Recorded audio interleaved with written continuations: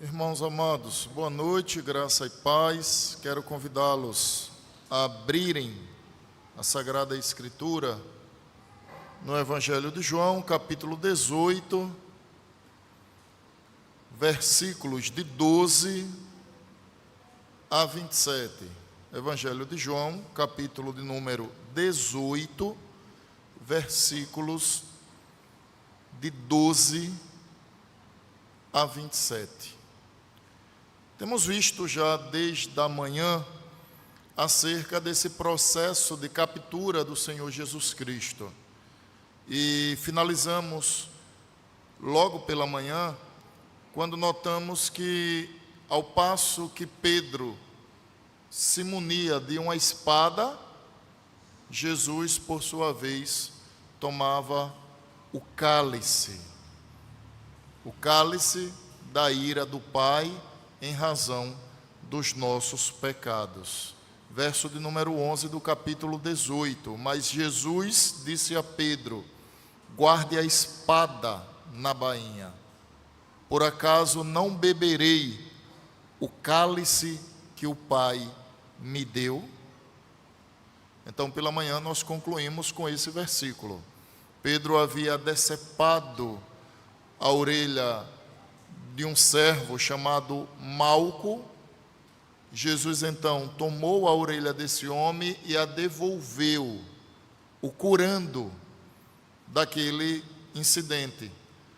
Vimos também que Jesus demonstrou misericórdia àquele servo, considerando que os inimigos de Deus, eles devem ser castigados pela ira de Deus.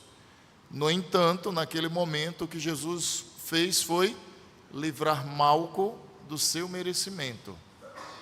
Mas também agiu com graça com Pedro, dando a ele um favor que não merecia, pois ele era passivo da pena capital, segundo as leis romanas, tão somente em razão de haver ferido aquele oficial. Então, foi assim que nós concluímos.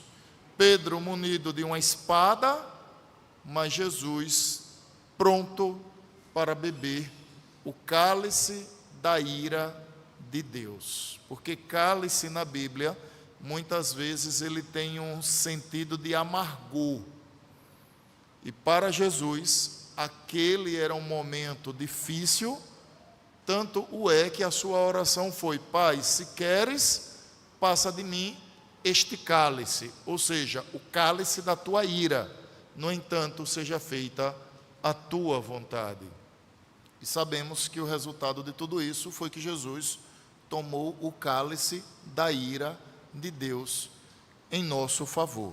Agora, irmãos, nós temos então a primeira audiência, que é uma audiência informal, a qual Jesus passou.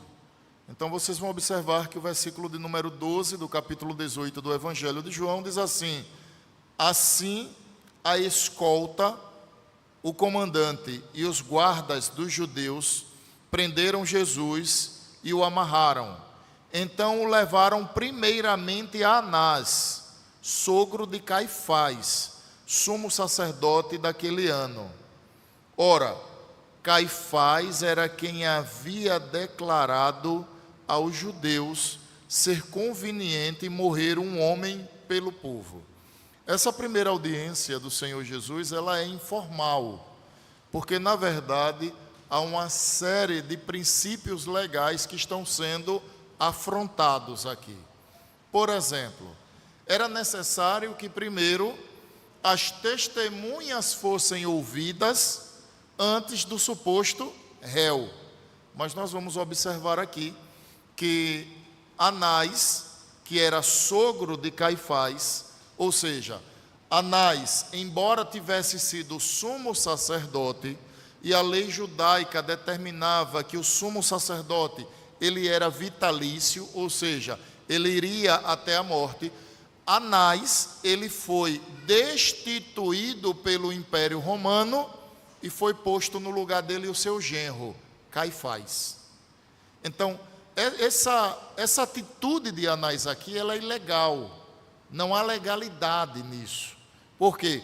Porque era necessário, já que Jesus estava sendo acusado, sabe-se os homens de quê, que ele já fosse avaliado pelo sumo sacerdote e não pelo seu sogro, que havia sido destituído pelo próprio Império Romano. Isso demonstra, irmãos, que naquela época o judaísmo já estava passando por um descrédito profundo. Porque vejam só, o Estado, entenda-se assim aqui, Estado romano, ele então já inferia no aspecto religioso do judeu. Então, a lei judaica dizia que o sumo sacerdote deve ir até a morte, ou seja, seria um cargo vitalício, mas o Estado intervém e ele diz: retira-se Anás e põe-se seu genro Caifás. Por isso da ilegalidade. Aqui é um interrogatório informal, não há legalidade nenhuma nisso. Um interrogatório ilegal e também um interrogatório informal. Então os soldados apanham Jesus e levam até Anás, para que ele seja interrogado. E ele já não tem autoridade para fazer isso, porque ele foi tirado pelo Império Romano. Segundo, deveriam primeiro falar as testemunhas, para que depois falasse o suposto réu. E nós não temos testemunhas aqui. Vocês vão perceber que no decorrer do texto, o que acontece é que Jesus é questionado acerca de quem é ele, daquilo que ele pregou. E ele aponta então para as suas testemunhas, de modo que a sua pregação era aberta. Jesus não fez nada em secreto. Jesus anunciou o evangelho abertamente. Então, havia testemunhas das palavras de Jesus.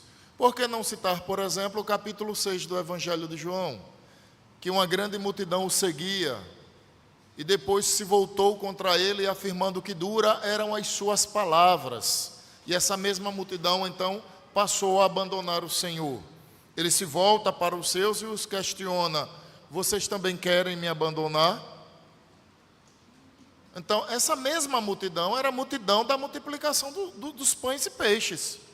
Foi essa mesma multidão beneficiada. Então, testemunhas não faltavam acerca das palavras que Jesus proferiu. Mas aqui eles não quiseram saber das testemunhas, a princípio. A princípio, eles interpelaram o Senhor Jesus Cristo. Então, quando o texto faz esses apontamentos, irmãos, e ele conclui no versículo 14, pelo menos essa parte que trata sobre essa prévia do interrogatório, ele diz assim: ora, Caifás era quem havia declarado aos judeus ser conveniente morrer um homem pelo povo. Então, Caifás, que era genro de Anás, já tinha em seu coração uma predisposição em conseguir um bode expiatório, alguém que morresse pelos judeus para pacificar então o Império Romano. Onde é que está isso? Nós vemos isso, irmãos, lá no Evangelho de João, capítulo de número 11, versos 49 e 50. João 11, 49 e 50.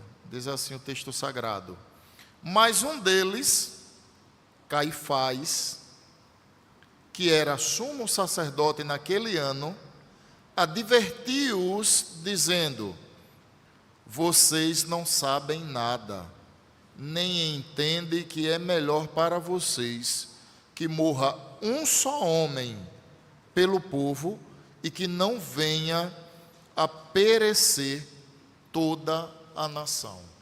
Então observem que o atual sumo sacerdote, a quem de direito, ele já tinha uma predisposição em conseguir um bode expiatório.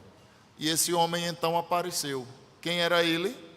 O Cordeiro Santo de Deus, que tira o pecado do mundo. Então o Cordeiro lhe apareceu. E ele viu ali então o atual sumo sacerdote a oportunidade de vingar as ideias que ele tinha. Ou seja, sacrifique um judeu em lugar do povo judeu. Ele tinha essa ideia. Mas nesse interregno de tempo, ou seja, enquanto Jesus está sendo interrogado por Anás, o que é que acontece? A primeira negativa do apóstolo Pedro, ou do discípulo, no caso aqui. Verso 15: Simão Pedro e outro discípulo seguiam Jesus. Esse discípulo era conhecido do sumo sacerdote e por isso conseguiu entrar no pátio da casa deste com Jesus. Então Jesus tinha discípulos que necessariamente não eram aqueles 12. Aliás, Judas já está fora aqui, não é, irmãos? Judas já havia traído Jesus. Mas nós temos pelo menos 2 homens que aparecem na Bíblia que notoriamente se apresentam como discípulos, principalmente José de Arimateia. José de Arimateia era um homem de posição para os judeus, tanto o é que ele pediu o corpo de Jesus para sepultar em seu próprio túmulo. Então, o túmulo de José de Arimateia foi inaugurado com o sepultamento do Senhor Jesus Cristo. Então, Jesus, ele foi sepultado em um túmulo de um homem rico. Mas havia um outro discípulo que também tinha acesso a esses lugares mais seletivos. Quem era esse? Provavelmente Nicodemos. Lembram do Evangelho de João capítulo 3, quando Nicodemos se apresenta diante do Senhor Jesus e o interpela, afirmando: Senhor, sabemos que é da parte de Deus, porque ninguém faz as coisas que o Senhor faz se não vier de Deus. E Jesus corta a conversa imediatamente, dizendo: Nicodemos, o que vos importa é nascer de novo. Nicodemos então replica: Senhor, mas como? Sendo eu um homem velho, voltarei ao ventre da minha mãe para nascer uma segunda vez? Jesus então responde: o que é nascido da carne, ou seja, o que é nascido do corpo é carne. Então você não vai voltar ao ventre da sua mãe. O que é nascido do Espírito é Espírito. O vento sopra onde quer e assim se faz ouvir a sua voz. Isso Jesus também fazendo um apontamento quanto à pessoa do Espírito Santo sobre Nicodemos. Então haviam pelo menos 2 homens que possivelmente é um desses 2 que está acompanhando Pedro, ou José de Arimateia ou o próprio Nicodemos. Assim veem os historiadores a grande possibilidade de ser um deles. Então esse que acompanhava Pedro é quem deu acesso a Pedro na casa do antigo sacerdote Anás, para que Pedro pudesse entrar, não na sala de julgamento, mas no ambiente onde era a propriedade de Anás. Então, por que Pedro entrou? Ele entrou porque estava acompanhado de um discípulo que lhe deu acesso. E esse, possivelmente, ou foi José de Arimateia, ou o próprio Nicodemos. Verso 16: Pedro, porém, ficou de fora, junto à porta. O outro discípulo, que era conhecido do sumo sacerdote, saiu, falou com a encarregada da porta e levou Pedro da porta. Perguntou a Pedro: você também não é um dos discípulos desse homem? Ou seja, na portaria já questionaram Pedro: vem cá, você não é um dos discípulos de Jesus de Nazaré? Observem que a pergunta ela está estruturada de uma forma a uma resposta negativa. Você não é um dos discípulos desse homem? Ele respondeu: não, não sou. Ela não afirmou, ela perguntou. Ela poderia ter dito: você é um discípulo. Ela perguntou: vem cá, você não é um discípulo desse homem? Pedro aproveita o embalo e responde: não, eu não sou. Ou seja, essa é a primeira negativa de Pedro com relação ao Senhor Jesus. fazendo cumprir a profecia do dia seguinte, anterior, que Jesus havia dito, dia anterior não, do capítulo 13 do Evangelho de João, quando Jesus afirmou: eu serei traído, e Pedro logo saltou dizendo que por Jesus daria a própria vida. Jesus disse: Pedro, ainda nessa madrugada, antes que o galo cante, você me negará por 3 vezes. Isso aconteceu no dia anterior. Ou seja, começou a se cumprir a profecia que Jesus havia declarado. Essa é a primeira negativa. Verso 18: os servos e os guardas estavam ali, tendo acendido uma fogueira por causa do frio, e se aqueciam. Pedro estava no meio deles, aquecendo-se também. Então, o que é que nós temos nesse primeiro momento, irmãos? O fato de Pedro acompanhar de longe o que ia acontecer com Jesus. Observem que o único discípulo dos 12 apontado aqui é Pedro, porque os outros 2, eles não são nenhum dos 12. Por quê? Porque eles tinham acesso e contato direto com Anás. Então eles eram homens de posição social, ou seja, José de Arimateia ou próprio Nicodemos, eram reconhecidos como discípulos. No entanto, o seu nome não é mencionado aqui, o nome de nenhum dos 2, apenas o nome de Pedro. Então Pedro fica ali a observar o que vai acontecer com o Senhor Jesus. E certamente que os outros 10, eu estou excluindo Judas, mas os outros 10 que restaram, estou pondo Pedro aqui no texto, eles já haviam fugido e já estavam se escondendo com medo daquilo que eles poderiam sofrer, né? Então a ideia é essa. Então nós voltamos à entrevista. Observem que o texto da primeira negativa de Pedro está no meio da entrevista, ou melhor dizendo, do interrogatório de Jesus. Verso 19: então o sumo sacerdote interrogou Jesus a respeito dos seus discípulos e da sua doutrina. Verso 20: Jesus lhe respondeu: eu tenho falado francamente ao mundo, sempre ensinei, tanto nas sinagogas como no templo, onde todos os judeus se reúnem, e não disse nada em segredo. Por que o Senhor está perguntando para mim? Pergunte aos que ouviram o que lhes falei. Eles sabem muito bem o que eu disse. Eu faço uma pergunta aos irmãos. Jesus sabia que Pedro estava ali? Sim. Quando Jesus saiu daquele lugar, ele passou por Pedro e fitou os olhos em Pedro.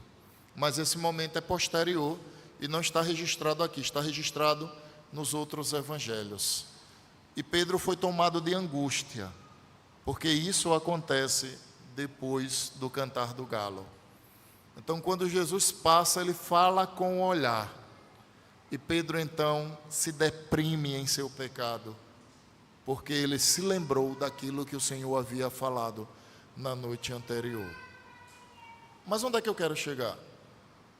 Jesus sabia que um dos discípulos estava ali, pelo menos Pedro, sim. Vejam o contraste que João faz. Enquanto Pedro nega Jesus, Jesus protege Pedro. Naquele exato momento, enquanto Pedro negava Jesus, Jesus protegia Pedro. Jesus poderia ter dito: a propósito, há 3 discípulos aí fora. Um deles é Pedro e há um outro, 2 discípulos. O chame e interrogue sobre o que eu disse. Jesus poderia ter feito isso. Vocês perceberam para onde Jesus apontou? Jesus disse: olha, eu tenho pregado abertamente. Eu tenho anunciado nas sinagogas, no templo, no lugar onde frequentam judeus, vocês nunca me interrogaram. Observem que Jesus levou a discussão para fora da casa de Anás. Jesus levou a discussão para fora.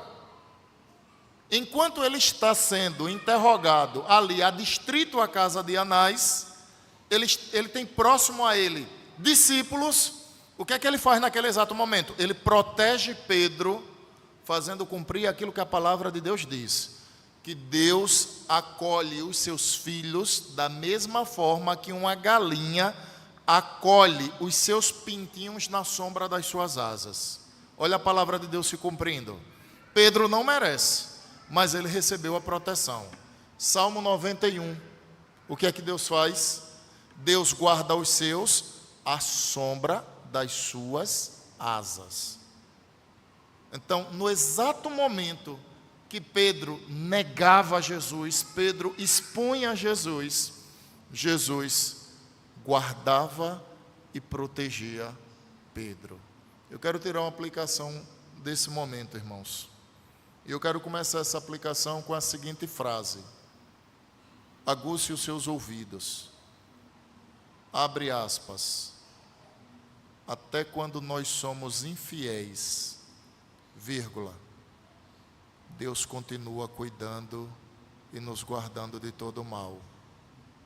Fecha aspas. Você percebe que a fidelidade de Deus está ligada ao caráter dele e não à sua fidelidade.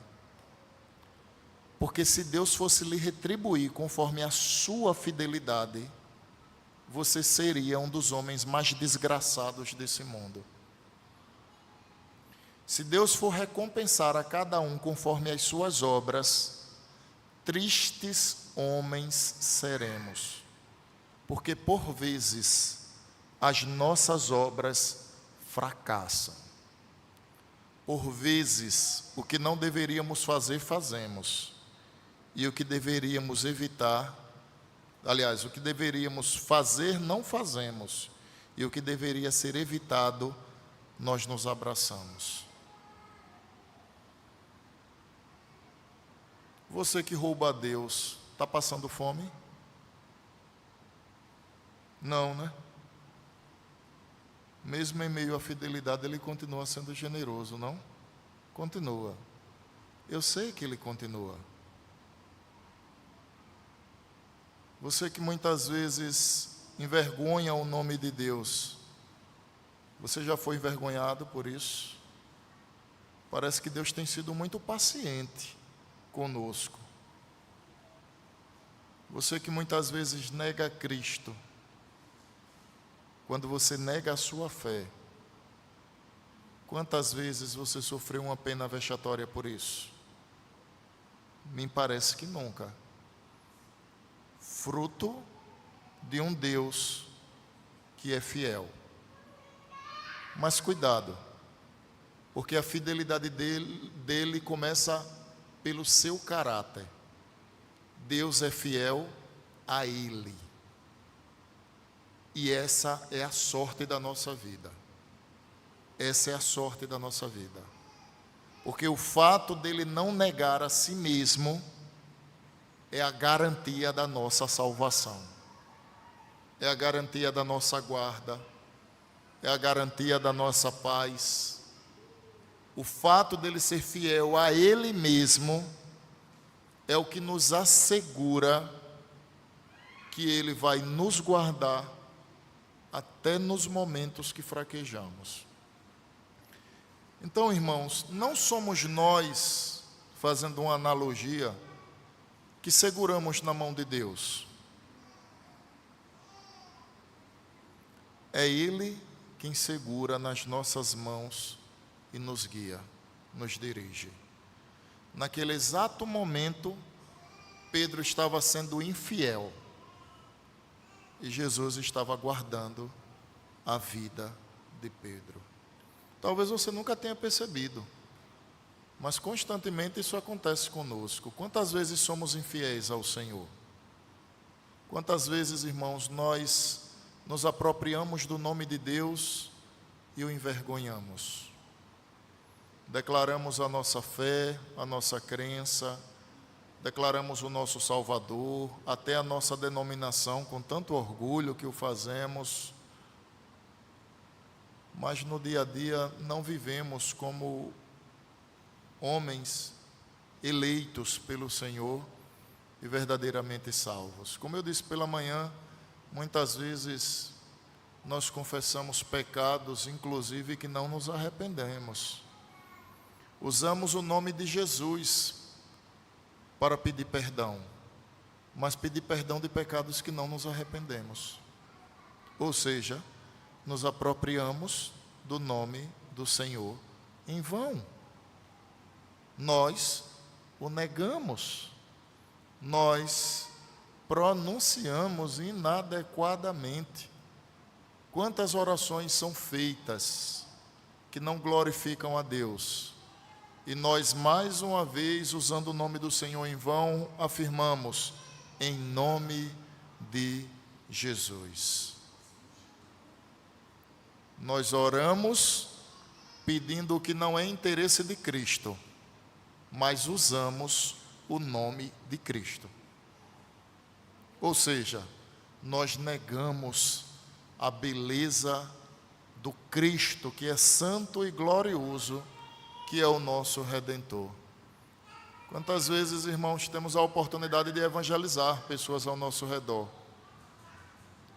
pessoas que estão fragilizadas, estão aos frangalhos, pessoas que estão dilaceradas por dentro, e nos procuram às vezes para ouvir um conselho. Sabe qual é o melhor conselho que você pode dar a essa pessoa? É dizer: sente aqui, eu quero orar por você. Mas nós não fazemos. Ou seja, nos apropriamos do nome de Deus, mas não usamos adequadamente. Mais uma vez, Cristo deixa de ser anunciado, porque parece que nos constrange o fato de sermos cristãos, mas sermos afrontados pelo mundo. Isso muitas vezes nos faz nos calar. Então observem que não são raras as vezes que nós agimos como Pedro. E não são raras as vezes que Deus agir como Cristo agiu como Pedro. Não são raras as vezes que em meio à sua infidelidade, Deus continua sendo generoso. E eu vou além, irmãos, para continuar a exposição. A bem da verdade, a generosidade, a graça e a misericórdia de Deus por meio de Cristo, ela é tão grandiosa que ela nos constrange. Deixa eu lhe explicar. Será que nunca na sua vida cristã você não se constrangeu com as bênçãos de Deus, quando você olhou para si mesmo e teve aquela sensação: meu Deus, será que Deus não está vendo quem eu sou e o que tenho feito? Será que isso nunca aconteceu contigo? Deus lhe abençoar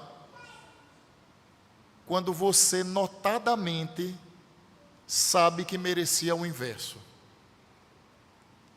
Isso é constrangedor para qualquer cristão verdadeiro. Qualquer cristão de verdade, ele se constrange diante dessa situação. Jesus o protegia, Jesus o guardava. Eu e você muitas vezes não sabemos, mas enquanto o negamos, Ele continua nos guardando. Eu pergunto a você: existe alguém no mundo que é mais merecedor do nosso amor que o Deus da nossa salvação? Você conhece alguém nessa terra que, enquanto você o distrata, Ele continua cuidando, zelando, protegendo e lhe agraciando? Cite um nome. Cuidado com a hipocrisia, porque certamente nem os nossos cônjuges são capazes de fazerem isso por nós. No máximo, pais pelos seus filhos. No máximo. Porque até quando os nossos filhos são ingratos, a primeira atitude nossa é jogar na cara deles a sua ingratidão e não recompensá-los. Diferente do Deus da nossa salvação, que em meio à nossa ingratidão, Ele continua nos preservando e nos favorecendo. Isso me faz lembrar o hino de número 88. Meu Deus, que amor. Meu Deus, que eterno amor. Meus irmãos, ninguém nos ama mais do que Deus. É bom ser amado. Isso nos faz nos sentir bem. Mas ninguém nos ama mais do que Deus. E deixa eu deixar claro, o que eu estou falando aqui não implica em uma conivência do Senhor Jesus. Antes que alguém pense, ora pastor, o senhor está dizendo que enquanto Pedro negava, Jesus protegia. Vocês devem lembrar que posteriormente à ressurreição, Jesus chamou Pedro e disse, Pedro, vem cá. Pedro, você me ama mais do que todos esses discípulos? Pedro disse, amo, Senhor, tu sabes que eu te amo. Então apacente as minhas ovelhas. E Jesus repete essa pergunta por mais 2 vezes. Isso tem uma conexão com as 3 negativas de Pedro. A questão é, embora naquele momento de fragilidade de Pedro, Jesus estivesse o guardando, observem que Jesus não fez vista grossas para o pecado de Pedro. Jesus o chamou em particular e o corrigiu. E disse a Pedro em outras palavras, demonstre seu amor me servindo. Vejam só, irmãos, embora Deus generosamente, até em meio à nossa infidelidade, Ele nos guarde, nos preserve e até nos abençoe, Ele nunca passará a mão em nossa cabeça em razão dos nossos pecados. Qual é a implicação disso? É que eu não posso achar que por haver me acomodado com o pecado, Deus se acomodou com a minha transgressão. O que compete ao crente é o corar de vergonha, a confissão, o arrependimento, o abandono e a exultação. Porque toda vez que Deus perdoa pecados na Bíblia, o reflexo disso posterior é o louvor, a exultação a Deus pelo seu grande favor. Um dos maiores favores que Deus nos faz, irmãos, não é nos dar saúde, embora seja uma bênção. Um dos maiores favores que Deus nos faz não é prover as nossas necessidades, embora essa seja uma outra bênção. Um dos maiores favores que Deus nos faz, abre aspas, é não nos tratar segundo os nossos merecimentos, mas aplicar a nós a graça redentora de Cristo, nos chamando não de pecadores, mas de justos, não de inimigos, mas de filhos. Esse é um dos maiores favores que Ele nos faz, embora o nosso coração duro muitas vezes não reconheça essa bênção. Verso 23, Jesus lhe respondeu, aliás, 22, quando Jesus disse isto, ou seja, quando Jesus disse a Anás, olha, eu tenho pregado abertamente, procure saber o que eu tenho anunciado, tem muitas testemunhas. Então, quando Jesus disse isso, verso 22, um dos guardas que estava ali deu-lhe uma bofetada dizendo, é assim que você fala com o sumo sacerdote? Essa é uma outra ilegalidade no processo, pois não cabia nesse momento nenhum tipo de agressão física. Mais uma vez, Anás está praticando uma ilegalidade. O seu guarda praticou uma ilegalidade. ele não podia ter agredido ao Senhor Jesus do ponto de vista legal. Ele não podia. Então, há várias ilegalidades aqui, como eu tenho citado. A ausência de testemunhas, a ausência de mais juízes, deveriam ter 23 juízes ali, só tinham 2, ou 1, melhor dizendo. O suposto réu não deveria ter sido esbofeteado, e foi. Aí Jesus então vai responder. Jesus vai mostrar que conhece dos seus direitos. Observem verso 23. Jesus respondeu: se falei mal, dê testemunha do mal. Mas se falei bem, por que você está me batendo? O que Jesus está dizendo é: aponte meu falso testemunho. Ninguém pode ser condenado por falar a verdade. As pessoas são condenadas por mentir. Mas como alguém vai ser condenado? Você falou a verdade, isso aqui vai aumentar a dose da sua pena. Não existe isso. Olha, você falou a verdade. Já que você falou a verdade, isso vai aumentar a dose da sua pena. Não existe essa modalidade. Agora, as pessoas podem ser condenadas por mentir. Quem? As testemunhas não podem mentir no processo penal. Elas não podem. O juiz, inclusive, os adverte sobre isso. Porque a testemunha que mente, ela é passiva de uma sanção penal.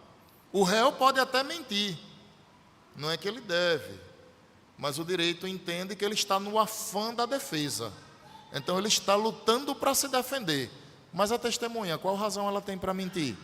Então no Brasil, uma pessoa pode ser presa pelo falso testemunho. Mas ela não pode ser presa porque enquanto o réu mentiu na sua audiência. Mas eu estou falando aqui da lei dos homens. Mas isso tem muita familiaridade com o que Jesus está apontando. O que Jesus está dizendo àquele guarda que lhe bateu é: se falei um falso testemunho, em outras palavras, se eu quebrei o 9º mandamento, dê então notoriedade disso. É como se Jesus dissesse: como eu estou apanhando por falar a verdade? Ora, Jesus não quebrou o 9º mandamento, que é o que diz que nós não devemos falar ou dar um falso testemunho. Jesus não faltou com a verdade. Logo, aquela bofetada, além de ilegal, ela também é injusta. O texto segue, verso de número 24. Então Anás o enviou amarrado à presença de Caifás, o sumo sacerdote. Só lembrando, Anás era o sogro que havia sido sumo sacerdote e que havia sido destituído pelo Império Romano do seu cargo, embora a lei judaica dizia que ele deveria permanecer até a sua morte. Mas o Estado foi, interviu, tirou Anás e admitiu Caifás, que era genro de Anás. Agora, o que é que Anás faz? Depois de todo o processo ilegal que ele promoveu, ele envia Jesus amarrado a quem? Ao sumo sacerdote. Ou seja, a quem era de competência ouvir Jesus. Então, esse primeiro interrogatório ele foi ilegal. Ele foi absolutamente ilegal. Mas, irmãos, vocês devem lembrar que entre o interrogatório de Jesus e Pedro, nós temos aqui 2 histórias entrelaçadas. Então temos aqui agora versos de 25 a 27. Simão Pedro estava em pé, aquecendo-se. Então lhe perguntaram: você também não é um discípulo dele? Observe que a pergunta é em um tom negativo, a exemplo da primeira. Vem cá, você também não é um discípulo dele? Resposta de Pedro, verso de número 25 ainda. Ele negou e disse: não sou. Verso 26. Um dos servos do sumo sacerdote parente daquele a quem Pedro tinha decepado a orelha. Ele está falando de quem aqui? Observem que essa terceira pessoa que vai perguntar, ela agora vai fazer a pergunta em um tom positivo. As duas primeiras fizeram negativo, essa última vai fazer em um tom positivo. Só que esse foi testemunha ocular e auricular que Pedro era discípulo de Jesus. Eu vou voltar à leitura, verso 26. Um dos servos do sumo sacerdote, parente daquele a quem Pedro tinha decepado a orelha. Esse aqui é parente de quem? De Malco. Lembram que na noite anterior, seu Pedro pegou e decepou a orelha de Malco? Jesus apanhou a orelha e devolveu ao rapaz e mandou Pedro pôr a espada na bainha. Esse rapaz presenciou a cena. Não é verdade que eu vi você no jardim com ele? Agora é diferente. Nós temos agora uma testemunha ocular e auricular. Ele viu e ele ouviu o que Pedro fez com Malco. Não é verdade que eu vi você com ele? Mas Pedro, irmãos, tomado pelo pecado, respondeu: não é verdade.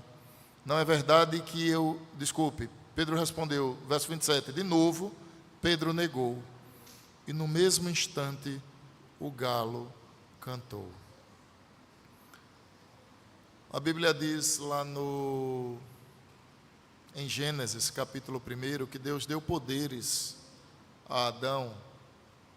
Desculpe, que Deus tem poderes na criação sobre os peixes e as aves dos céus. Em outras palavras, toda a ordem criada é controlada por Deus.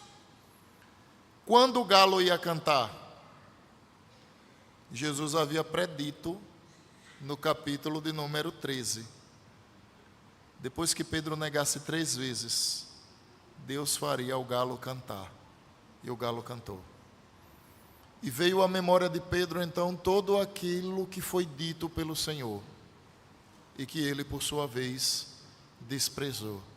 E agora ele estava sofrendo o amargor do seu pecado. Irmãos, eu quero trazer uma última aplicação para que a gente conclua a mensagem. Se nós fôssemos melhores ouvintes da palavra de Deus, nós teríamos uma vida mais santa. Se nós fôssemos mais submissos àqueles que Deus trouxe sobre a autoridade espiritual sobre as nossas vidas, nós seríamos mais santos. O nosso problema é que nós só damos ouvidos a Deus naquilo que nos interessa. Porque quando o Senhor reprova algo que afronta a nossa vontade, nós tapamos os ouvidos e fazemos questão de não ouvir ou fingimos que não é conosco que Ele fala. E é aqui onde nasce um problema. A Escritura diz: conhecereis a verdade e a verdade vos libertará. O salmista disse: eu escondi a tua palavra no meu coração, para eu não pecar contra o Senhor. Observem, o salmista traz para dentro dele a palavra de Deus. O salmista toma a palavra de Deus e traz para o seu interior, para o seu coração. E qual era o seu propósito? Eu não quero pecar contra o Senhor. Nós fazemos o inverso. Nós ouvimos uma pregação, nós notamos o Senhor falando, mas o que nos serve é aquilo que interessa. Porque aquilo que nos contraria, nós tapamos os ouvidos e fingimos não ser conosco. Se você observar, é justamente o que Pedro fez. É exatamente isso que Pedro fez. Pedro estava com Jesus, ouvindo tudo o que Jesus dizia. Mas Pedro só esqueceu daquilo que Jesus afirmou: Pedro, nessa madrugada, antes que o galo cante, você me negará 3 vezes. É exatamente assim que a gente age, irmãos. Nós estamos vivendo o evangelho fast food. Você vem na igreja se alimentar do que lhe interessa. Porque o que não lhe interessa, você despreza. O que lhe contraria, você finge que não é com você. Então, usando uma analogia antiga, nós deveríamos usar uma única ferramenta na audição de um sermão bíblico, mas nós usamos 2. Nós deveríamos usar uma enxada e sempre trazer para nós aquilo que é dito, sem estar na nossa mente, olha, isso aí é com fulana, é bom que fulana ouça isso daí, é bom que ela ouça, quem precisa ouvir é ela. Eu lembro de um sermão que eu preguei no Recife, na igreja de um amigo, em um domingo de manhã. E quando terminou o sermão, eu fui à porta e um irmão veio de lá para cá, e ele demonstrava uma angústia e uma revolta, mas não era comigo, era com a sua esposa. Porque ele dizia assim: pastor, eu estou lamentando porque a minha esposa não veio hoje. Ela devia estar aqui, ela precisava ouvir o que o senhor pregou, mas ela não veio. Ela precisava ouvir tudinho que o senhor disse. E ele relatava isso meio que indignado com a situação. Indignado. Eu não vou dizer que a esposa dele não precisava ouvir o que foi dito, porque todos os homens precisam ouvir o que a palavra de Deus diz. Todos, inclusive os ímpios. Mas observem, ele ouviu a mensagem não com a enxada, mas com uma pá. Ele ouviu a mensagem, achou uma boa mensagem, mas ele toma uma pá e joga nos pés da esposa, como quem diz, ela deveria ouvir isso, mas ela não ouviu. Irmãos, a gente precisa aprender a ouvir uma mensagem bíblica, tomando para nós aquilo que é dito, e não selecionando como se a igreja fosse um fast food de mensagens. Não imagine que você está em um hotel que você escolhe o que vai pôr no seu prato. Não é assim que você deve ver o culto ao Senhor. Você deve compreender que você veio ao lugar da congregação dos santos filhos de Deus. Quem nos chama de santo é aquele que é santo, que fique claro. Pastor, e o que eu como? De que eu me alimento? Eu lhe respondo, você se alimenta daquilo que o Espírito Santo servir. Quer essa refeição lhe pareça amarga ou doce? Ovelha é sempre conhecido por ser um animal dócil. E os crentes que mais aprendem são aqueles que aguçam seus ouvidos para ouvir a voz de Deus. Nós cometemos o mesmo pecado de Pedro. Dos lábios de Cristo, nós só temos ouvido aquilo que nos interessa. E temos rejeitado aquilo que nos contraria. Mas eu quero encerrar dizendo que um bom pai, ele não dá ao filho só aquilo que lhe é prazeroso. Um bom pai dá ao seu filho aquilo que lhe é necessário. Por isso, irmãos, que aquilo que nós temos ouvido da parte do Senhor, devemos encarar com maturidade, para que essa verdade penetre o nosso coração e mude as nossas atitudes. Para que essa verdade inculque em nossa mente a necessidade de sermos mais santos a cada dia. A necessidade de chorarmos aos pés do Redentor e de amá-lo com toda a intensidade do nosso ser. Seja Deus gracioso e nos abençoe. Amém.